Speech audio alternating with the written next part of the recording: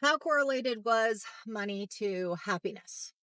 So we were just discussing this in one of my mastermind calls because one of my clients had a very large revenue year last year. So just a few weeks ago. And it was substantially more than he is used to making. And we were talking about if that was correlated with happiness. And, because people say, oh, money can't buy happiness. So no, it can't buy happiness, but it can buy you things that bring you happiness. And when I say that, I don't necessarily mean, a car. I don't necessarily mean material goods. Bigger house often can mean bigger problems. What I explained to him is that from a psychology standpoint, what is much more strongly correlated to happiness is freedom of time. Or I'll say this, perceived freedom of time, schedule, ability to spend your time doing the things that you want to do. That doesn't necessarily mean like chill out on the couch and do nothing, but the perception that you have the freedom and control over your schedule.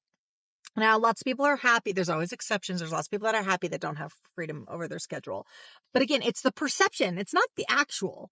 And so having finances in place that, hey, I don't want to take on that client who's difficult and I don't need to because financially I'm in a better position really helps someone's headspace, really helps them feel more successful and feel happier.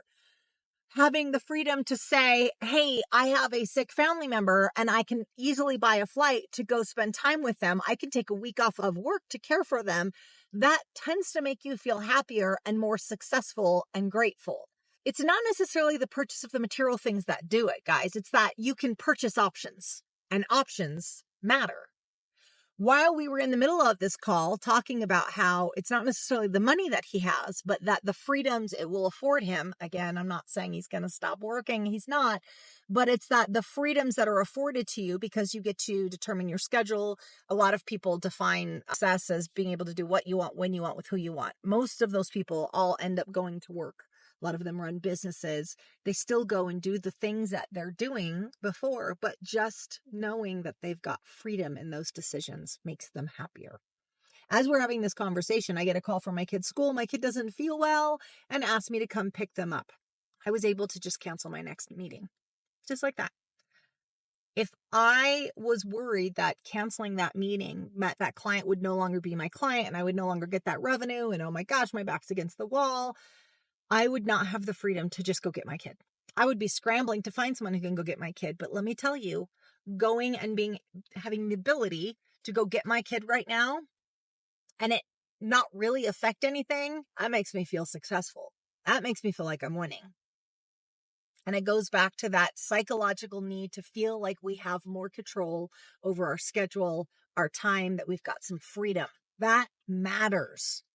So it's not the pursuit of money that's going to get us happy. It's about feeling like we have control over our schedule, our time. That really matters.